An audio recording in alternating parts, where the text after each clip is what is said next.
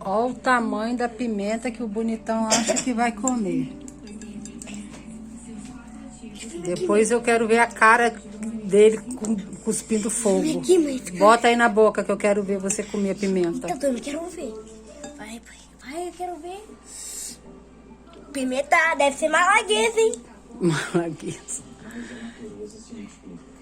Fez uma cara de Tá fazendo hora. Depois falou, você não come pimenta porque você é preso. Vai, pai. Mastiga isso aí logo. Vai comer não a pimenta? Tá com frescurite. Tá frescura, gente. Vai dar like, rapaz.